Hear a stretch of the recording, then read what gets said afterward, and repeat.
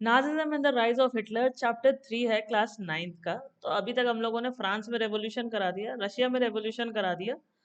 अब world war 3, world 1 1 1 3 नहीं, sorry sorry sorry भाई, अब बहुत डर लग रहा है क्या निकल गया मुंह से वर्ल्ड वॉर 1 के बाद अब हम लोग पहुंचे हैं Nazism and rise of Hitler पे। तो बेसिकली यहाँ जो ये चैप्टर है ना, ये आपको वो कहानी सुनाएगा जहाँ पे आप वर्ल्ड वॉर 1 कंप्लीट कर चुके हो, उसका जर्मनी पे क्या इम्पैक्ट पड़ा, जिसकी वजह से वहां पे डेमोक्रेसी को लोगों ने डिस्कार्ड कर दिया, डिक्टेटरशिप को एक चांस मिला, डिक्टेटरशिप का फायदा उठाया हिटलर ने, अपने आप को राइज करा, जर्मनी को एक जिसे कहते हैं ना अच्छा स्ट्रेंथन स्टेट बनाने की कोशिश करी, लेकिन फिर वो धीरे धीरे उसको गलत डायरेक्शन में ले गया। और जब वो डायरेक्शन गलत चली गई ना, तो फिर वहां से ट्रबल्स आना शुरू हुई, वहां से फिर उन लोगों ने क्राइम्स करना शुरू कर दिया against humanity, against the peace. और उसकी वजह से फाइनली वर्ल्ड वॉर 2 हो गया। हारा है वर्ल्ड वॉर 2 में भी जर्मनी, लेकिन जो नुकसान हुआ वो आज तक फुलफिल नहीं हो सकता। तो बेसिकली हम लोग इसी चैप्टर की जो कहानी है सारी की सारी वो यही है कि वर्ल्ड वॉर 1 से लेके वर्ल्ड वॉर 2 के बीच में सारा का सारा हुआ क्या था। ठीक है, मतलब कहानी 2 तक पहुंच कैसे गई। तो बेसिकली होता क्या है, कहानी कुछ ऐसे शुरू हो रही है कि एक आदमी है, ठीक है, वो अपनी वाइफ से कह रहा है कि यार मुझे ऐसा लगता है अब टाइम आ गया है कि या तो मुझे इस पूरी फैमिली को खत्म कर देना चाहिए, या फिर मैं खुद ही सुसाइड करके खुद को गोली मार लूं। और ये सब बातें जब वो अपनी वाइफ से कर रहा है ना, तो उसका बच्चा जिसका नाम है हेलमेट, जिसकी उम्र सिर्फ 11 साल है, वो इस बातों को सुन लेता है।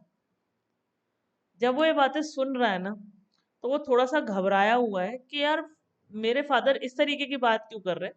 वो तो अच्छे खासे प्रोमिनेंट फिजिशियन है, ऐसा भी नहीं है कि कोई इकोनॉमिक कंडीशन या इकोनॉमिक क्राइसिस आ गया जिसकी वजह से वो ये सब करने की कोशिश कर रहे हैं। मगर उन्होंने एक स्टेटमेंट और दिया था, वो भी उसने ध्यान से सुना। उन्होंने कहा था कि now the allies will do us what we did to the crippled and Jews. कहने का मतलब ये था कि वो यूं कह रहे हैं कि यार अब ना जो एलाइज पावर है ना, वो हमारे साथ भी वही करने वाली है जो हमने लोगों के साथ किया है। इसका मतलब इन लोगों ने लोगों के साथ कुछ गलत किया है, तभी तो ये उस रिटेलिएशन से डर रहे हैं जो इन लोगों के साथ होने वाली है। तो ये जब बातें चल रही थी, इसके बाद हेलमेट के फादर, जो कि अब उसकी मदर से ये कह रहे थे अभी कुछ देर पहले ही कि अब मैं या तो सारी फैमिली को जान से मार देता हूँ और खुद को भी जान से मार लेता हूँ, वो क्या करते हैं अगले ही दिन एक सारी फैमिली को लेके पिकनिक पे जाते हैं। तो हेलमेट को लगता है आई गई बात हो गई है, कुछ ऐसा कुछ है नहीं, वो कुछ होगा, पापा ने कह दिया होगा यूं ही। ठीक है, तो सब लोग पिकनिक पे जाते हैं, एंजॉय करते हैं, खाना वगैरह खा रहे हैं, साथ में गाने गा रहे हैं, मस्ती कर रहे हैं, ओल्ड मेमोरीज को चेरिश कर रहे हैं, ये सब सही चल रहा था। ठीक है, हेलमेट को भी लगने लगा था कि धीरे धीरे बात खत्म हो चुकी है। मगर अब क्या पता लगता है कि हेलमेट के फादर ने अपने आप को गोली मार ली अपने ऑफिस में। हेलमेट के फादर ने जब अपने आप को गोली मारी है ऑफिस के अंदर, उनकी जो खून से सनी हुई यूनिफॉर्म थी, वो उन्हीं के घर के फायर प्लेस में जलाई जा रही थी। इस चीज को देख के हेलमेट इतना ज्यादा ट्रॉमेटाइज हो गया था कि उसने डर के मारे अपने घर पे 9 साल तक खाना ही नहीं खाया। वो घर पे अपनी मम्मी का बनाया हुआ खाना नहीं खाता था, उसको ये डर रहता था कि मम्मी कहीं इसके अंदर जहर ना मिला दे। अब ये कहानी आ कहाँ से रही है, हेलमेट को अभी रीजन नहीं पता है कि फादर ने अपने आप को जान से मारा क्यों है। मगर कहानी अब यहाँ से बढ़ती है कि हेलमेट के जो फादर है ना, वो नाजी के और एडोल्फ हिटलर के सपोर्टर थे। एडोल्फ हिटलर वही बंदा है जो ये चाह रहा था कि यार हमारा जो जर्मनी है ना, वो एक माइटी पावर बने और पूरे यूरोप में सबसे स्ट्रॉन्ग सबसे प्रोमिनेंट पावर बन के खड़ा हो। नॉट अ बैड थिंग, कोई भी अपने देश के लिए इतना पेट्रियट हो रहा है तो अच्छी बात है। लेकिन अब तकलीफ कहाँ पे आ गई थी कि जो रास्ता इन लोगों ने उठाया था ना, वो बहुत ही क्रूएल था। वो बहुत ही ना जिसे कह सकते हैं कि इनह्यूमेन था। तो इस वजह से हिटलर को आज तक क्रिटिसाइज किया जा रहा है। उसकी एक आइडियोलॉजी थी नाजिज्म। तो नाजिज्म जो था ना, वो सिर्फ एक पार्टी या एक दो छोटे मोटे आउटलेट इवेंट्स नहीं थे कि यार एक कहीं थोड़ा सा किस कुछ लोगों को जान से मार दिया, थोड़ा कहीं दंगा करवा दिया, नहीं। नाजिज्म पूरा का पूरा एक स्ट्रक्चर था, एक आइडिया था कि वो कैसी सोसाइटी चाह रहे हैं, कैसे पॉलिटिकल लीडर्स चाह रहे हैं, कैसा एक पूरा का पूरा देश चाह रहे हैं। वो जो थॉट प्रोसेस था उसको नाजिज्म बुलाया गया। और उसमें ये लोग कर क्या रहे थे, ये जूस को मार दे रहे थे सबसे ज्यादा। ठीक है, इन लोगों के हिसाब से हम लोगों को एक नेशन बनानी थी जो कि बहुत स्ट्रांग होनी चाहिए, और उसमें जूस, जिप्सीज, पॉलिश, या फिर ऐसे लोग जो कि मेंटली या फिजिकली डिसेबल्ड है वो फिट नहीं बैठते थे, तो ये लोग उन लोगों को जान से मार दिया करते थे। ये हो रही थी नाजिज्म की आइडियोलॉजी। इसी वजह से जब क्या हुआ 1945 के अंदर जर्मनी सेकेंड वर्ल्ड वॉर में हार गया और अपने आप को एलीज पावर के आगे सरेंडर कर देता है, तो हिटलर को समझ में आने लगा था कि अब मेरी भी वही कंडीशन होगी जो मैंने नाजिज्म के नाम पे इन लोगों के साथ किया था। किसके साथ? जूस के साथ, जिप्सीज के साथ, या फिर बाकी के जो मेरी पॉपुलेशन है पॉलिश पीपल्स के साथ जो किया था, वो मेरे साथ होने वाला है। और ये देख के उसने सोचा इनके हाथ पड़ने से अच्छा मैं खुद ही खुद को जान से मार लेता हूँ। तो उसने उसके प्रोपेगेंडा मिनिस्टर्स ने जो कि गॉबल्स कहलाते थे, और उसकी पूरी की पूरी फैमिली ने अपने आप को बर्लिन में जिस बंकर के अंदर वो लोग छुपे हुए थे उसी में अपने आप को जान से मार लिया। और ये बात है अप्रैल की। यहाँ पर क्या हुआ, जैसे ही वर्ल्ड वॉर टू खत्म हुआ ना और जर्मनी हार गया, ठीक है, तो यहाँ पर एक इंटरनेशनल मिलिट्री ट्रिब्यूनल बनाया गया, एक ऑर्गेनाइजेशन बनाई गई। इसने क्या किया, ये इसलिए बनाई गई थी कि जो नाजीज थे उन लोगों को प्रोसिक्यूट करना था। क्यों? उन लोगों को प्रोसिक्यूट इसलिए करना था क्योंकि उनके क्राइम्स बहुत ज्यादा बड़े थे। उन लोगों ने क्राइम किया था अगेंस्ट पीस, उनका क्राइम था अगेंस्ट ह्यूमैनिटी। ओके। और सबसे बड़ा जो उनका क्राइम था वो एक्चुअली में ह्यूमैनिटी के अगेंस्ट था। पीस तो चलो थोड़ा बहुत तुम लोगों ने दंगा मचाया, तुम्हें पकड़ा मारा पीटा छोड़ दिया भगा दिया, कुछ भी सब सही चल रहा था, ठीक है, वो तो आप रेवोल्यूशन भी कह सकते हो, हम रेवोल्यूशन कर रहे थे। मगर जो ह्यूमैनिटी के अगेंस्ट उन लोगों का क्राइम था ना, उसके बेसिस उसके लिए इंटरनेशनल मिलिट्री ऑफ ट्रिब्यूनल जो कि नम्सबर्ग में बनाई गई थी, उसने इन लोगों को प्रोसिक्यूट किया। ठीक। अच्छा, होता क्या है बेसिकली यहाँ पर कि इनके क्राइम्स जो थे ना वो बहुत सीरियस थे। सेकेंड वर्ल्ड वॉर की आड़ में इन लोगों ने लिटरली एक जीनोसाइड किया है। जीनोसाइड मतलब मास किलिंग, या फिर एक पर्टिकुलर सोसाइटी ऑफ पीपल को एक लार्ज नंबर में जान से मार देना, उसे कहते हैं genocide, and for no reason. तो इन लोगों ने क्या किया, यहाँ पर इन लोगों ने selected group of innocent civilians जो कि यूरोप के रहते थे उनको जान से मारा। कौन थे ये लोग? इसमें इन लोगों ने जूस को मारा। कितने? 6 मिलियन जूस मार दिए। फिर जिप्सीज जो कि 2 लाख थे, उनको जान से मार दिया।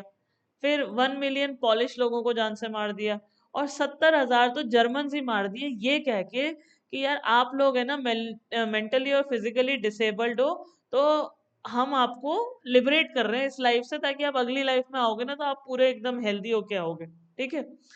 और इन लोगों के इस एक्शन को जो अपोज कर रहे थे पॉलिटिशियंस, उन्हें भी जान से मार दिया। तो बेसिकली जो नाजिज्म था ना वो एक तरीके का बहुत ही क्रूअल और इनह्यूमन आइडिया था। जर्मनी को स्ट्रॉन्ग बनाने की कोशिश हो रही थी, जहां पे वो लोग ये चाह रहे थे कि एक भी सिटीजन हमारे पास ऐसा ना हो जो कमजोर हो, जिसकी वजह से अब जब हम अगली बार लड़ेंगे ना तो हार ना जाए। ये स्ट्रॉन्ग बनाने के चक्कर में वो क्रूएल होते चले गए, ये उन्हें रियलाइज ही नहीं हुआ। अच्छा, नाजिज्म में ना जो नाजीज थे उन लोगों ने इतने गंदे तरीके निकाले हुए थे लोगों को जान से मारने के लिए, कि आप ये समझ लीजिए कि ये लोगों को क्या करते थे। इनका एक तरीका क्या था कि ये लोगों को हाथ पैर पकड़ के बांध देते थे उनके, एक बड़े से रूम के अंदर बहुत सारे लोगों को रखते थे, और फिर वहां पे पॉइजनस गैस छोड़ देते थे उस रूम को पूरी तरीके से पैक करके, कोई वेंटिलेशन नहीं। ऐसे में ये लोग लोगों को दम घोट के मार देते थे, या पॉइजनस गैस इनहेल करने की वजह से लोगों की मौत हो जाती थी। तो ये सब वहां चल रहा था। ऐसा ही एक इन लोगों ने गैस चैम्बर बनाया हुआ था जो कि ऑकविट्स के अंदर था। जो नम्सबर्ग की ट्रिब्यूनल थी ना, उसने फिर भी एक तरीके से जितना क्राइम इन लोगों ने करा था कंपैरेटिवली, उसने सिर्फ 11 नाजी लीडर्स को डेथ सेंटेंस दिया था और बाकी सबको तो लाइफ टाइम इम्प्रिजनमेंट दिया हुआ था। अब आप खुद समझ सकते हो कि कितने क्रूएलिटी के साथ इन लोगों ने ये क्राइम्स किए थे, और कंपैरेटिवली जो उन्हें पनिशमेंट मिली थी वो तो कुछ भी नहीं थी। क्यों? क्योंकि जो एलीज पावर थी ना वो नहीं चाहती थी कि उनके ऊपर एक हार्श ट्रीटमेंट हो जर्मनी के ऊपर, जैसा ट्रीटमेंट जर्मनी ने फर्स्ट वर्ल्ड वॉर के बाद फेस किया था। तो इसका मतलब जर्मनी 2 बार हारा है, वर्ल्ड वॉर वन में और वर्ल्ड वॉर टू में। मगर मैम एक बात तो बताओ, आप तो कह रहे थे कि यार रशिया हार रहा था वर्ल्ड वॉर वन के अंदर, फिर ये जर्मनी कैसे हार गया? और रशिया जर्मनी से ही हार रहा था पूरी तरीके से, फिर ये क्या हुआ जर्मनी? वो बात भी अपन करने वाले हैं, समझ में आएगा कि एक्चुअली में जर्मनी क्यों हार गया फर्स्ट वर्ल्ड वॉर के अंदर। और कई बार ना लोग ये भी कहते हैं कि जो नाजिज्म आया था ना जर्मनी के अंदर, वो फर्स्ट वर्ल्ड वॉर में जो उनका एक्सपीरियंस था जर्मनी का, उसी की वजह से नाजिज्म फैल गया। तो फर्स्ट वर्ल्ड वॉर में एक्सपीरियंस क्या था, चलो पहले ये समझ लेते हैं। देखो होता क्या है कि जर्मनी एक पावरफुल एम्पायर था, सबको मालूम है, ठीक है। 1914 से 1918 के अंदर जर्मनी मस्त ऑस्ट्रिया के साथ मिलके लड़ाइयाँ लड़ रहा था, ठीक है, फर्स्ट वर्ल्ड वॉर लड़ रहा था। और फर्स्ट वर्ल्ड वॉर में ये एलीट पावर के अगेंस्ट लड़ रहा था। जर्मनी कौन था, सेंट्रल पावर का पार्ट था। और जो एलाई पावर थी उसके अंदर थी इंग्लैंड, फ्रांस और रशिया, बुरी तरह पिट रहे सब, जिसे कहते हैं। और जो ये था ना, जर्मनी जर्मनी था, ऑस्ट्रिया था और ऑटोमैन एम्पायर था, टर्की, ठीक है। ये तीन लोग थे। अभी क्या होता है, अभी नए देखना सुनना ध्यान से क्या हुआ। यहाँ ना जर्मनी मस्त लड़ रहा है बुरी तरीके से, तो रशिया को भी धाए धुई करके पीट रहा है बुरी तरीके से, तो फ्रांस को भी बुरी तरीके से पीट रहा है। उधर इंग्लैंड से तो कहते हैं मुंह भी मत करना हमारी तरफ, नहीं तो सोच लेना जो हाल इन दोनों का हो रहा है तुमको भी नहीं छोड़ेंगे, ठीक है। तभी क्या होता है ना कि और सब लोगों को लगने लगा था कि भाई साहब जीत जाएंगे। इनफैक्ट सब लोग जर्मनी की साइड पे आ गए, क्या जल्दी जल्दी लड़ाई खत्म हो जाएगी, जीत जाएंगे। लेकिन ये लड़ाई इतनी ज्यादा खिंच गई कि यूरोप के जो रिसोर्सेस थे वो धीरे धीरे ड्रेन होने लग गए। और जर्मनी जो कि शुरू में जीत रहा था, फ्रांस और बेल्जियम वाला हिस्सा अपने कैप्चर कर चुका था, ठीक है, जीत रहा है, उसकी टेरिटरीज कैप्चर कर चुका था, वो बेचारा हार गया। क्यों? क्योंकि लास्ट में ना 1917 में यूएसए ने भांजी मार दी, ठीक है। यूएसए ने एंट्री ले ली, यूएसए ने एंट्री लेके इन लोगों को स्ट्रेंथन कर दिया, एलआई पावर को, और जिसकी वजह से जर्मनी डिफीट हो गया। तो सेंट्रल पावर अंत में 1918 के अंदर हार गई। अब जब सेंट्रल पावर हार गई तो एम्परर को बोल दिया नीचे उतरो कुर्सी से, तुम्हारी वजह से हारे हम लोग, ठीक है। तो कंडीशन क्या बन गई यहाँ पे कि क्योंकि अब एलाइड पावर हारी जैसे बोलते जीत गई है और सेंट्रल पावर हार गई है, तो एब्डिकेशन हुआ एम्परर का। जैसे ही एम्परर का एब्डिकेशन हुआ तो वहां की जो पार्लियामेंट्री पार्टीज थी उनको लगने लगा भाई साहब अच्छा मौका है, राजा को तो टाटा बाय बाय कराते हैं, अब ना आप लोग इलेक्शन कराएंगे, अपन की एक गवर्नमेंट तैयार करेंगे और जर्मनी को डेमोक्रेटिक बना देंगे। तो उन लोगों ने क्या किया, यहाँ पे इलेक्शंस कंडक्ट कराए, वीमर पे सब लोग मिले, ठीक है। नेशनल असेंबली थी, उसने वीमर पे एक मीटिंग करी, उसने इलेक्शंस करवाए। इनफैक्ट इस इलेक्शंस के अंदर यूनिवर्सल वोट कास्ट हुआ, इंक्लूडिंग द एडल्ट्स और विमेन्स। मतलब इसमें ये नहीं देखा गया कि आप टैक्स देते हो या नहीं देते हो, आप 21 की एज के हो या नहीं हो, एडल्ट मतलब 18, ये 21 रहा होगा उस टाइम पे, सॉरी 21, राइट। तो एडल्ट दिए थे, और इसने ये भी नहीं देखा कि आप विमेन हो या मेन हो, आपके पास जो भी हमारे सिटीजन है सबको वोटिंग राइट्स है, प्लीज आप लोग वोट कीजिए और हमें इलेक्ट कर दीजिए, ठीक है। अच्छा यहाँ पे क्या होता है इसके अंदर कि ये जो रिपब्लिक थी ये उतनी ज्यादा वेलकम नहीं हुई है अपने लोगों के द्वारा। लेकिन प्रॉब्लम क्या आ रही है, क्योंकि राजा तो वैसे ही सबको पसंद में नहीं आ रहा था, तो अब ये वीमर रिपब्लिक जो थी ये लोगों को क्यों नहीं पसंद आ रही, क्योंकि लोगों ने ही तो इलेक्ट करी है। परेशानी क्या हो गई कि वीमर रिपब्लिक को वो फेस करना पड़ा जो एक्चुअली में राजा की गलती थी। तो राजा ने क्या किया था जब ये लड़ाई छेड़ी थी, ठीक है, जर्मनी की बेसिकली लड़ाई थी भी नहीं थी फर्स्ट वर्ल्ड वॉर की, वो लड़ाई तो बाल्कन स्टेट में कुछ लड़ाई चल रही थी, उसके अंदर ये जर्मनी कूद पड़ा, ये जर्मनी, फ्रांस, ऑस्ट्रिया ये सब कूद गए, ठीक है। तो वहां बहुत छोटी लड़ाई थी, वो बाल्कन की थी, वो एक हिस्से की छोटी सी लड़ाई, उसके अंदर जर्मनी जबरदस्ती कूद गया। तो जर्मनी का तो फर्स्ट वर्ल्ड वॉर से वैसे भी लेना देना कुछ ज्यादा था नहीं, पर हो गई तो हो गई। तो अब क्या हुआ कि ये तो गलती राजा की थी कि जबरदस्ती कूदने की क्या जरूरत थी। तो व्यवहार व्यवहार में राजा कूद गया लड़ने के लिए, मदद करने के लिए। तो अब होता क्या है यहाँ पर कि जो जर्मनी है, ठीक है, उसको हारने के बाद ट्रीटी साइन करनी पड़ी, पीस ट्रीटी। अब ये जो पीस ट्रीटी थी वर्साइल्स की, ये बड़ी हार्श थी। हार्श मतलब जर्मनी के लिए बहुत ही डिसरिस्पेक्टफुल और बहुत ही जिसे कहते हैं ना इज्जत गवा देने वाली बात थी कि भैया हमारी तो बड़ी बेइज्जती हो गई। कैसे बेइज्जती हो गई, बेसिकली जर्मनी ने बहुत कुछ खोया इसके अंदर। क्या क्या खोया उसने, अपने ओवरसीज कॉलोनीज को खो दिया कि अब ये तुम्हारा हिस्सा नहीं है जर्मनी का, अब तुम जर्मनी अपना ये भूल जाओ, ये सब तो फ्रांस बांट लेगा, डेनमार्क बांट लेगा, लिथुआनिया ये सब डिस्ट्रीब्यूट कर लेंगे आपस में। फिर 1/10 ऑफ इट्स पॉपुलेशन, अब जब कॉलोनीज चली गई तो उसकी जो पॉपुलेशन उसमें काउंट होती थी जर्मन एम्पायर के अंदर वो भी चली गई। फिर अपने 13% टेरिटरी को खो दिया इसने, जो मेन जर्मनी का हिस्सा था उसमें से भी 13% टेरिटरी ले ली। फिर 75% ऑफ आयरन रिजर्व, जो 75% आयरन रिजर्व वाली जो इनकी साइट्स थी वो भी लोगों ने बांट लिया आपस में। 26% ऑफ इट्स कोल रिजर्व, और 26% जो उसका कोल वाला हिस्सा था उसका 26% भी लोगों ने बांट लिया। कौन लोग थे जिन्होंने बांटा, फ्रांस था, पोलैंड था, डेनमार्क था और लिथुआनिया था। इन लोगों ने आपस में बांट लिया इस हिस्से को। ये कौन थे, ये एलीट पावर का हिस्सा था। जैसे जर्मनी हारा ये साइन ट्रीटी करा। फिर इन लोगों ने क्या किया कि जर्मनी को वीक करने के लिए, कमजोर करने के लिए इन लोगों को डीमिलिटराइज कर दिया। डीमिलिटराइज का मतलब क्या होता है, आपके पास अब कोई मिलिट्री नहीं रहेगी, मतलब आप कोई मिलिट्री रख ही नहीं सकते। ठीक है, तो यहाँ जर्मनी और कमजोर हो गया। फिर क्या होने लगा, इनके ऊपर वॉर गिल्ड्स लगाए गए। क्या होते हैं वॉर गिल्ड्स? कि हमारे यहाँ जो नुकसान हुआ है ना वो जर्मनी भरेगा।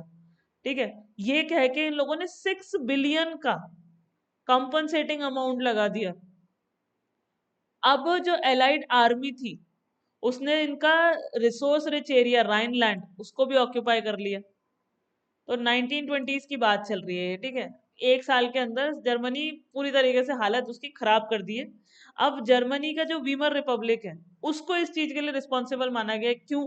क्योंकि राजा तो एब्डिकेट हो गया। इन लोगों ने खुश होकर अपनी गवर्नमेंट तो बना ली, तो अब जो पीस ट्रीटी थी वो गवर्नमेंट को साइन करनी पड़ी नहीं।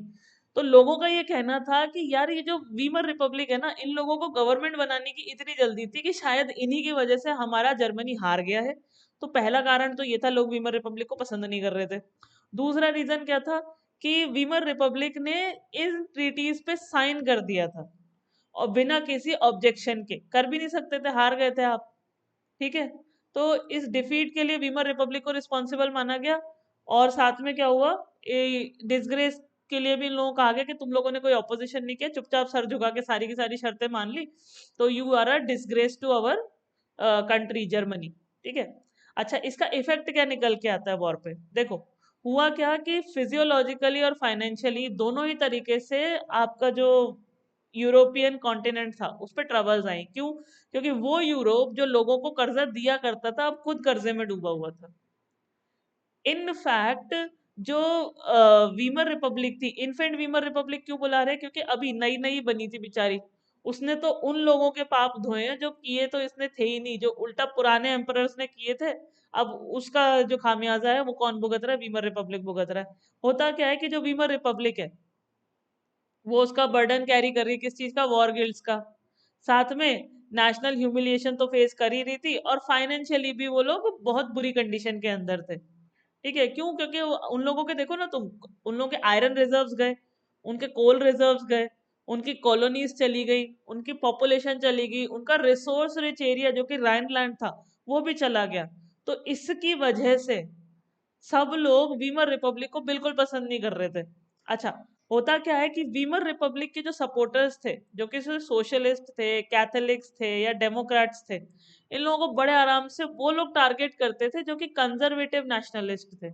उन लोगों का मानना था कि अगर राजा होता ना तो इतनी परेशानी नहीं आती, वो फिर लड़ लेता और कुछ ना कुछ करके जर्मनी को इतना ज्यादा डिसग्रेस नहीं सहन करना पड़ता। तो वो लोग उन्हें नवंबर क्रिमिनल्स बुलाते थे, किनको? वीमर रिपब्लिक के सपोर्टर्स को। ठीक है, क्यों? क्योंकि नवंबर में हारे थे और नवंबर में सारी पीस ट्रीटी साइन हुई थी, इसलिए नवंबर क्रिमिनल्स कहलाए जाने लगे। अब क्या होता है यहाँ पे कि एक माइंडसेट लोगों के बीच में बैठ गया, गुस्सा तो था ही, एक माइंडसेट बैठ गया अर्ली 1930s के अंदर, क्या कि ये जो रिपब्लिक रिपब्लिक है ना ये सब बेकार है, हम लोगों को ये नहीं समझ में आ रहा, और हमारी तो जो गवर्नमेंट है वो डिक्टेटरशिप ही होनी चाहिए। ठीक है, क्योंकि ये राजा के बस की कुछ नहीं है, अब ये जो लोग हैं वीमर रिपब्लिक, इन लोगों के बस की कुछ नहीं है। मगर इतना हार्श लोगों के मन में थॉट आ कैसे गया था? हुआ क्या है बेसिकली कि फर्स्ट वर्ल्ड वॉर जो हुआ था ना, उसने यूरोपियन सोसाइटी पे पॉलिटिकली और सोशली एक बहुत गहरा इम्पैक्ट डाला था। लोगों को ये लगने लगा था कि हम इसलिए हारे हैं क्योंकि हमारे यहाँ लोग कमजोर हैं, हमारे सोल्जर्स कमजोर हैं। तो ऐसे में जो पॉलिटिशियंस थे और पब्लिसिस्ट थे, उन लोगों ने क्या बोलना शुरू कर दिया कि यार जो मेन है, मेन ऑब्वियसली बात है, जो लोग सोल्जर्स उस टाइम पे खाली मेन ही रिक्रूट होते थे, मेल्स ही रिक्रूट होते थे। तो उन लोग कहना कहते जो मेल है ना उनको एग्रेसिव होना चाहिए, स्ट्रांग होना चाहिए और मेस्कुलाइन होना चाहिए। इन फैक्ट वो लोग तो वॉर वाली जो लाइफ है ना उसको ग्लोरीफाई करते थे, ट्रेंच लाइफ। ट्रेंचेस में क्या होता है, जैसे मान लो ये आपका एरिया है, ठीक है, सारा का सारा, जहाँ पे आपने एलओसी लगाई हुई है। ठीक, इसमें ना क्या करते हैं, ऐसे करके ट्रेंचेस बना देते हैं। तो इतने हिस्से में ये ट्रेंचेस वाला एरिया, अब यहाँ पे जो आपका सोल्जर है वो, भाई साहब मेरी ना ड्राइंग का प्लीज हाथ जोड़ के रिक्वेस्ट है। ठीक है, तो इसमें ना जो सोल्जर है आपका, आप प्लीज कंसिडर कर लेना यार ड्राइंग में। ठीक है, इसी में रहता था थ्रू आउट। ठीक है, और ये लाइफ कोई बहुत अच्छी लाइफ नहीं मानी जाती थी। ठीक है, और लोग मगर इसको ग्लोरीफाई कर रहे थे। कैसे ग्लोरीफाई कर रहे थे कि यार सोल्जर है, देश के लिए लड़ रहा है और बदला लेके रहेंगे, और हम हमें हराया है, देख लेना इस बार हम हराएंगे, और सोल्जर्स को एग्रेसिव होना चाहिए और बहुत मस्कुलाइन है, स्ट्रांग है, ये वो करके ग्लोरीफाई करने की कोशिश करते थे कि हाँ सोल्जर, सोल्जर की लाइफ देखो ये वो, और उनको सिविलियंस से ऊपर कंसीडर किया जाता था। ठीक है, लेकिन बहुत कम पता था ये लोगों को कि सोल्जर्स की जो लाइफ थी वो मिजरेबल थी। बेसिकली जो वहां रह रहा था ना, उसी से पूछो कि कैसी जिंदगी वो जी रहा था। कि जो ट्रेंचेस के अंदर जहाँ पे उसे ट्रैप रहना पड़ता था रैट्स में। ठीक है, रैट्स कैसे, मतलब वहाँ चूहे घूम रहे होते थे जो कि लाशों को कुतर कुतर के खा रहे होते थे। ये कंडीशन थी वहां की। अब ऐसे में ना लोगों को तो नहीं पता, लोगों को तो क्या लग रहा है, अरे वो तो सोल्जर है, देश के लिए लड़ रहा है, ये वो ही जानता है कि वो कैसी कंडीशन के अंदर वहां पर रह रहा था।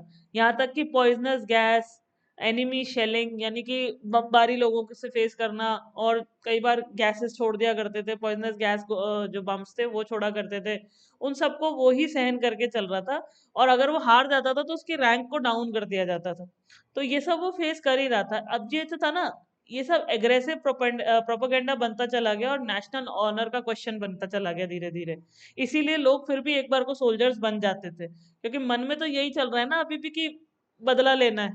ठीक है, क्यों, क्योंकि जर्मनी हार गया, इतनी बेइज्जती हुई है, तो बदला तो लेना ही है।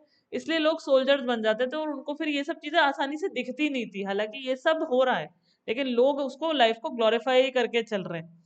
अब क्या होता है कि जो सपोर्ट था वो कंजर्वेटिव डिक्टेटरशिप की तरफ बढ़ने लग गया। क्यों, क्योंकि सबको ये लग रहा था कि ये जो रिपब्लिक लोग है ना, वीमर रिपब्लिक है, इसने तो हमारी बैंड बजा दी।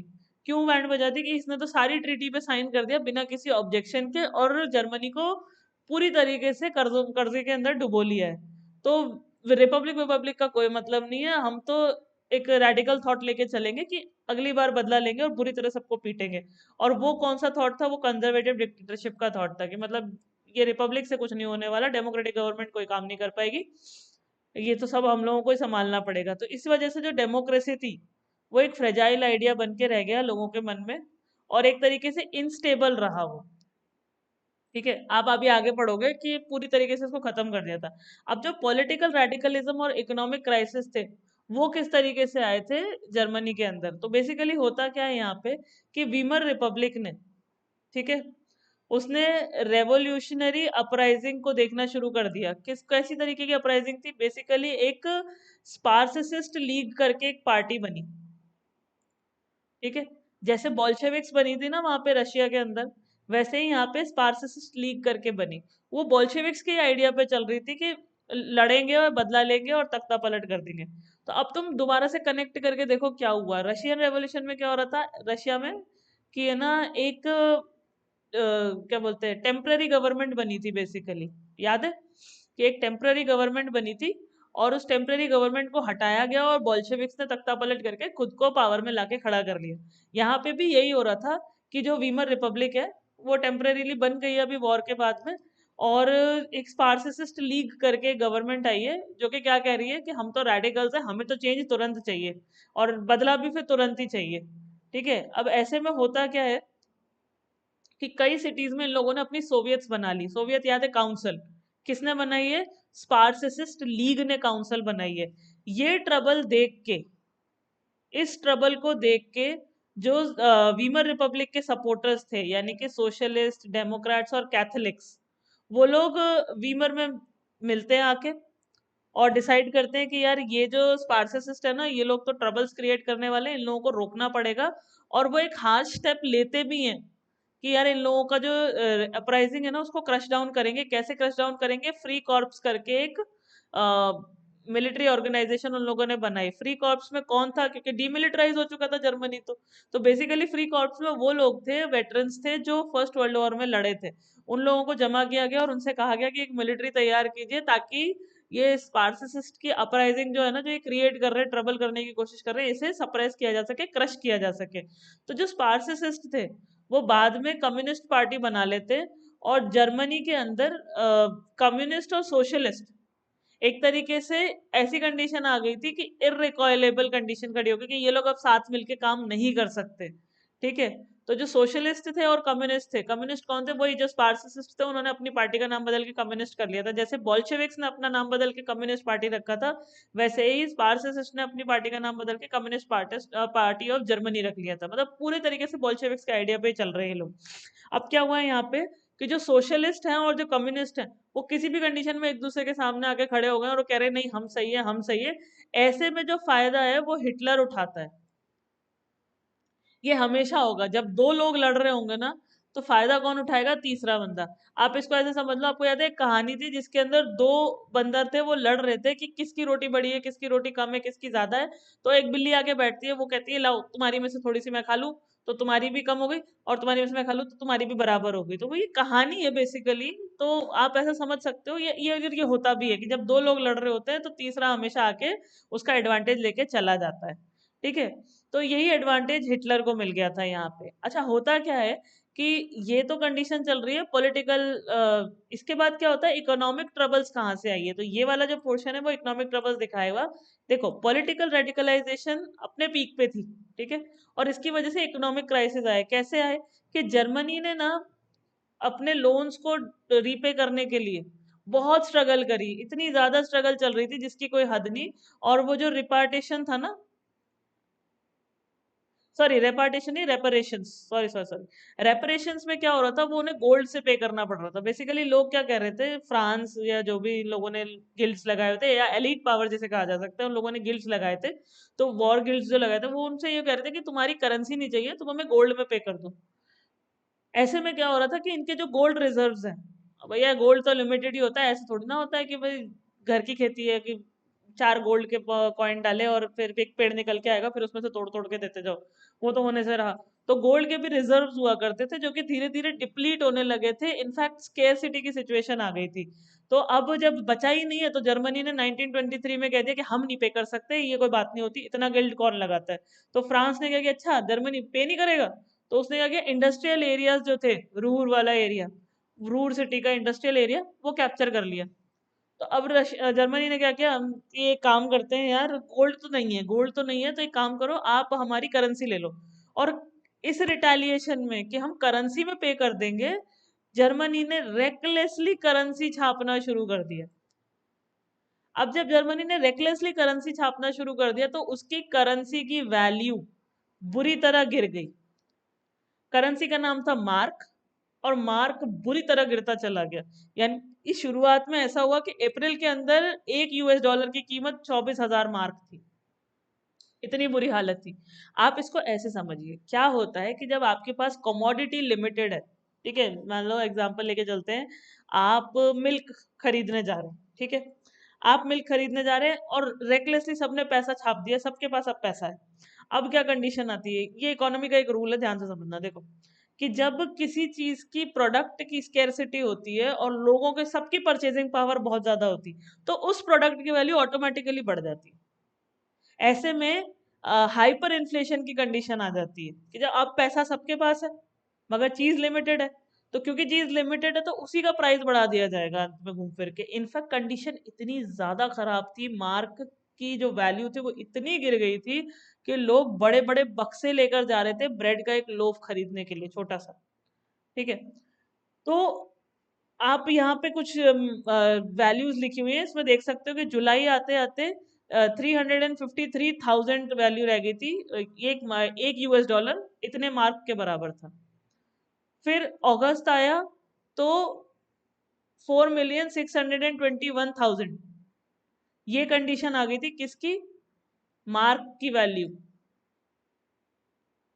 आप खुद इमेजिन कर लो कि कितनी कंडीशन खराब है, एक यूएस डॉलर, ये ड्रास्टिकली गिरता जा रहा है मार्क।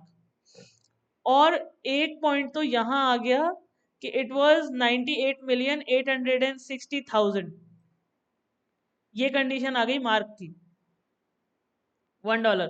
फिर तो ये दिसंबर में गिरने के बाद फिर तो ये इतना गिरा कि ये ट्रिलियन तक चला गया। तो अब आप खुद इमेजिन कर लो कि कितनी ड्रेस, मतलब नर्क से भी नीचे की कंडीशन है, पाताल, पाताल को भी छू के और नीचे जा सकते, जहां जगह मिल रही है वहां जा रहा है मार्क। तो ये जो कोलैप्स देखा था ना जर्मनी का, ठीक है, इसको देख के थोड़ी सी सिंपैथी वर्ल्ड वाइड आई, लोगों को लगने लगा कि यार इनके साथ तो बहुत गलत हो गया। फिर क्या होता है कि ये जो हाइपर इन्फ्लेशन की सिचुएशन क्रिएट हुई है जिसकी वजह से प्राइसेस बढ़ गए, अमेरिका आगे आया और अमेरिका ने बोला कि एक काम करते हैं, हम आपकी हेल्प करेंगे। और उसने वहां पे एक डॉज प्लान लगाया। ठीक है। तो डॉज प्लान लगा के उसने क्या किया कि जितनी भी टर्म्स थी रिपार्शन की, उसको क्या किया, रिवोक कर दिया। ठीक। सॉरी, रेपरेशन की। तो उसको रिवोक कर दिया और जो फाइनेंशियल बर्डन था जर्मनी पे उसे रिड्यूस करने की कोशिश की। लगा पे तो करना ही है लेकिन कुछ चीजों को रिवोक कर देते हैं हम लोग। ठीक। इसके बाद क्या हो रहा है कि अमेरिका जैसे तैसे हेल्प करने आया था कि चलो मैं मदद कर देता हूँ तुम्हारी, ये जो हमने वॉर गिल्ड्स आपके लगाए हैं उसको कम कर रहे हैं, हम हटा रहे हैं। तो अरे अब बहुत हो गया, इतना भी तंग नहीं करना चाहिए किसी को, वो वाली सिचुएशन में था। तो क्या हुआ कि 1924 से 1928 अमेरिका बेचारा खुद पंगे में फंस गया। हुआ क्या कि यूएसए की जो वॉल स्ट्रीट थी वो क्रैश कर गई 1929 के अंदर। केवल 1924 से 1928 का ही पीसफुल पीरियड चला है। इस बीच लोगों ने थोड़ा बहुत काम किया, कमाया, सेव करके रखा, बचाया, सब ठीक चल रहा है। ठीक है। लेकिन वॉल स्ट्रीट क्रैश करी 1929 के अंदर, और इतनी बुरी तरह गिरी है ना वॉल स्ट्रीट कि एक दिन, यानी 24 अक्टूबर का दिन था, 13 मिलियन शेयर्स बेच दिए लोगों ने। 13 मिलियन शेयर्स बेचने की वजह से यहाँ पे ग्रेट इकोनॉमिक डिप्रेशन क्रिएट हुआ। और 1929 से 1932 तक यूएसए की खुद की नेशनल इनकम आधी हो गई, फैक्ट्रीज इनकी शट डाउन हो गई, एक्सपोर्ट्स बंद हो गए, जो फार्मर्स थे उन लोगों को बैडली ट्रबल्स आया, और जो स्पेक्यूलेटर्स थे यानी कि जो मार्केट में पैसा लगाने वाले लोग थे, उन लोगों ने अपना पैसा ही विड्रॉ कर लिया मार्केट से। उन्होंने कहा हमें करना ही नहीं बिजनेस आपके साथ अभी। तो ये जो इफेक्ट था, इसकी वजह से यूएसए के अंदर रिसेशन आया, और यूएसए की जो इकोनॉमी थी वो बुरी तरीके से एक सेटबैक ले गई, वर्ल्ड वाइड ट्रबल्स फेस किए। अच्छा, होता क्या है कि जो जर्मन इकोनॉमी थी उसने और बुरा ट्रबल फेस किया। क्यों? क्योंकि वो तो सारा का सारा यूएसए के इन्वेस्टमेंट पे ही चल रही थी ना। अब लोगों ने जब इन्वेस्टमेंट खींचना शुरू किया तो जर्मनी की इकोनॉमी फॉल होना शुरू हुई, तो वहां इकोनॉमिक क्राइसिस आए। कैसे आए कि यहाँ पे 1932 के अंदर जो इंडस्ट्रियल प्रोडक्शन था वो 40% से डिक्रीज हो गया। 1929 के अंदर जो लेवल था इन लोगों का अच्छा खासा था, वहां से 40% डिक्लाइन हो गया।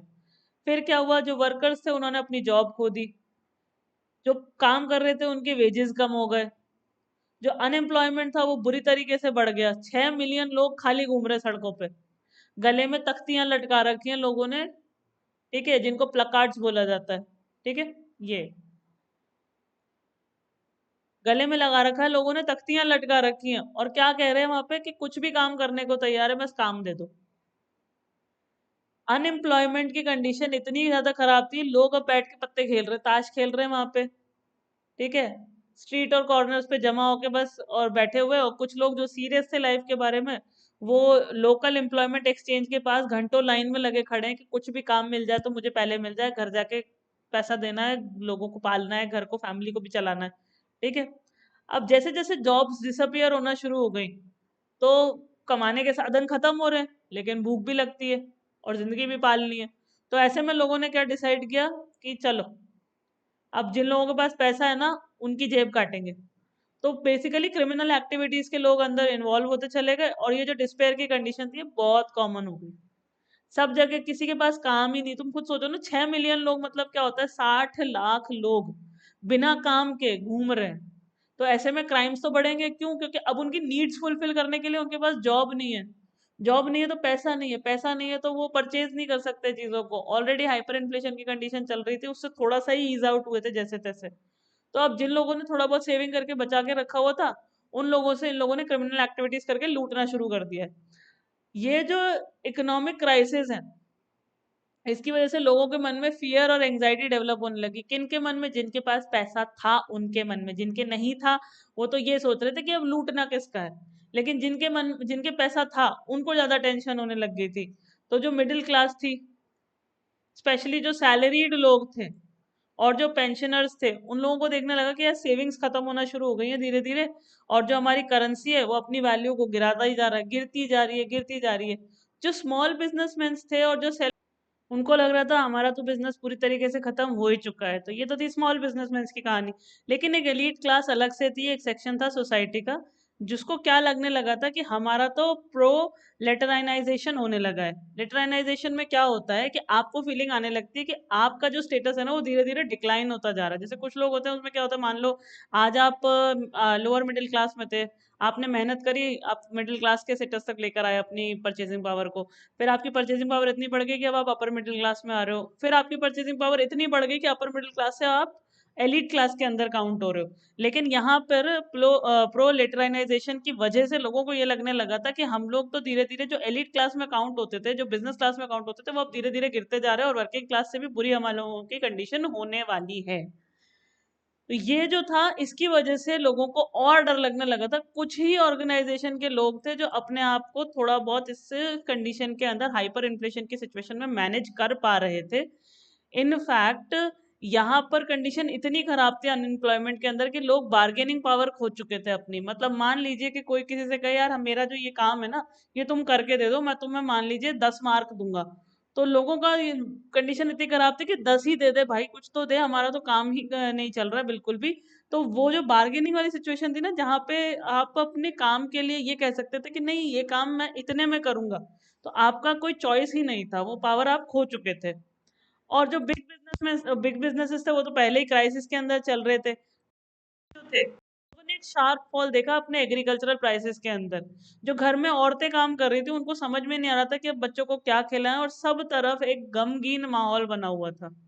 ठीक है, यानी कि पूरी तरीके से हाइपर इन्फ्लेशन की सिचुएशन में लोगों के पास खाने को नहीं है, लोगों के पास काम नहीं है, लोगों को अब समझ में नहीं आ रहा कि कैसे चीजों को डील किया जाए। सब तरफ क्राइम्स बढ़ चुके हैं। उन्हें ये समझ में नहीं आ रहा कि पैसा कैसे बचा के रखें, क्योंकि जिनके पास है वो इस बात से डर गए हैं कि एक तो हमारी सेविंग्स पहले ही खत्म हो रही है, क्योंकि हमारी जो मार्क है और जो करेंसी है हमारी, उसकी वैल्यूएशन पहले ही डाउन जाती जा रही है, और उसके वजह से इन्फ्लेशन और बढ़ रहा है, और क्राइम्स बढ़ गए, जिसकी वजह से अब ये डर लगने लगा है कि कोई हमें ना जान से मार के पैसा छीन के ले जाए। ठीक है, तो इतनी बुरी कंडीशन जर्मनी के अंदर चल रही थी। अच्छा, जो वीमर रिपब्लिक, जो हमारी पॉलिटिकल पावर थी, वो पूरी तरीके से फ्रेजाइल कंडीशन में थी। ठीक है, और फ्रेजाइल कंडीशन में करने रहने के कर्म भी उन्होंने खुद ही करे थे बेसिकली।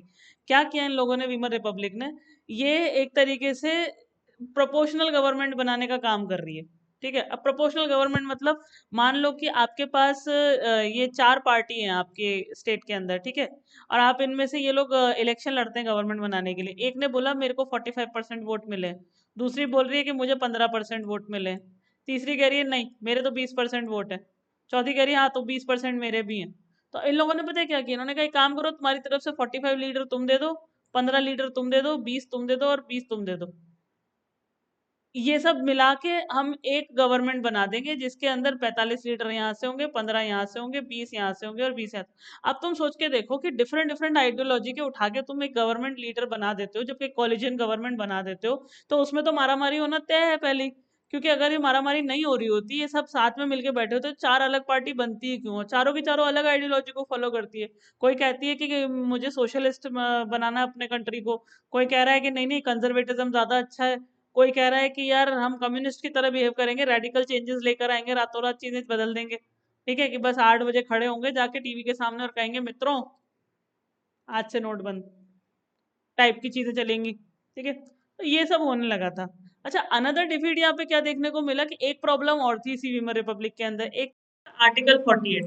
इसको तो इतना यूज किया इन लोगों ने, इतना यूज किया रेकलेसली। क्या हो रहा था, प्रेसिडेंट है, उसको ये पता मिल गई थी कि वो क्या करता है, वो कभी भी इमरजेंसी इंपोज कर सकता है, जिसके अंदर सिविल राइट्स, लोगों के राइट्स खत्म, सबको मार पीट के चुप करके बिठा दिया एक कोने में कि बैठ जाओ शांति से, कोई कुछ नहीं करेगा। ठीक है, और सारा का सारा rule rule by degree. Degree मतलब क्या है, अब डिक्टेटरशिप चलेगी, एक जना रूल कर रहा है बैठ के। 1 मिनट रुको, तुम तो अपने आप को रिपब्लिक बता रहे थे रे। तो ये क्या कर रहा तुम लोगों ने कि प्रेसिडेंट से कहते हैं कि हाँ तेरे पास पावर है कि तू इमरजेंसी डिक्लेयर कर दे कभी भी उठा के, और जितने भी लोग हैं, जो भी इलेक्टेड मेंबर्स हैं, उनकी पावर सस्पेंड कर दी, लोगों को सिविल राइट्स खत्म कर दिए, और अब एक बंदा बैठ के कह रहा है जो मैं कहूंगा वही होगा। ये तो शिवगामी टाइप हरकतें होगी, मेरा वचन नहीं है शासन। ठीक है, तो ये तो करना था नहीं, और अगर यही करना था तो फिर तुम रिपब्लिक काय बात के बने। ठीक है, तो ये ट्रबल्स इन लोगों ने बहुत फेस करी है।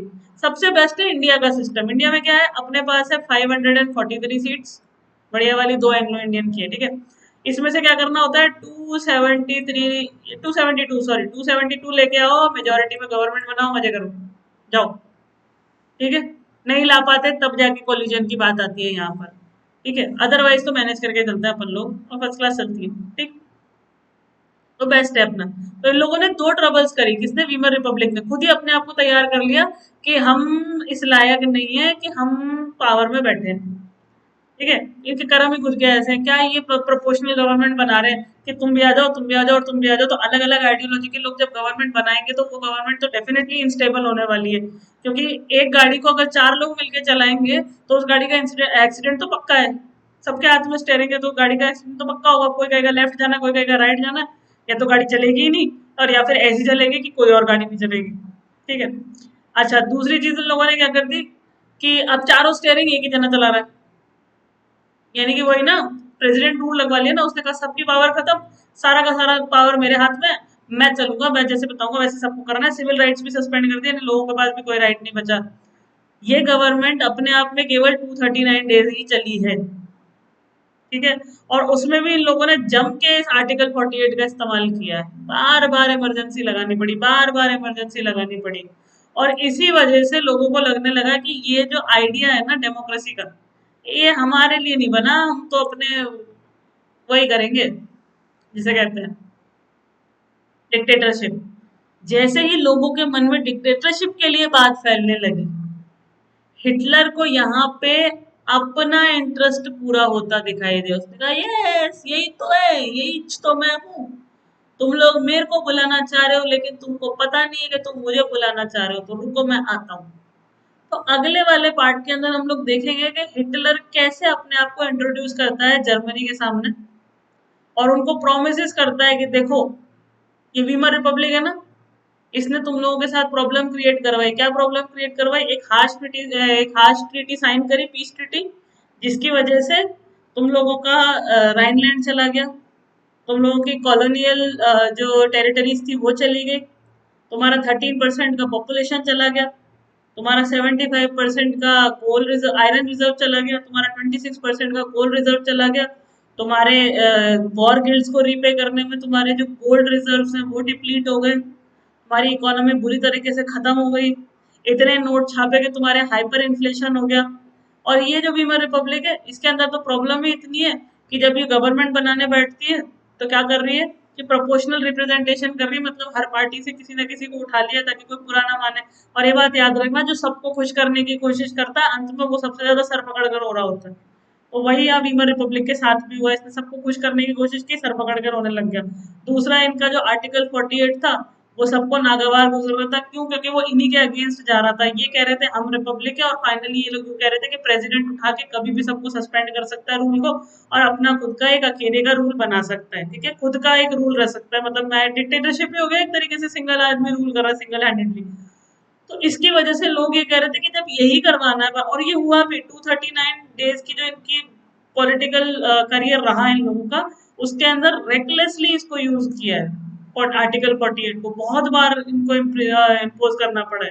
तो लोगों ने बोला जब यही करना है तो डिक्टेटरशिप ही ले आओ, हमारे पास तो डेमोक्रेसी के नाम पे उल्लू के बना रहे हो हम लोगों को। तो ये सब होने लगा था फाइनली। अब हम ना ये देखेंगे कि ये डिक्टेटरशिप जब आ रही थी, तो नेक्स्ट वाले लेक्चर के अंदर जैसे मैंने आपको बताया ये समझने की कोशिश करेंगे कि हिटलर ने इसका कैसे फायदा उठाया और अपने आप को कैसे जर्मनी में पॉपुलर कर लिया, इतना ज्यादा कि सब लोग मोस्टली हिटलर को सपोर्ट क्या करने लगे, पूजने लगे थे। और उसके लिए आपको वेट करना पड़ेगा नेक्स्ट वीडियो का। Till then take care, see you, have a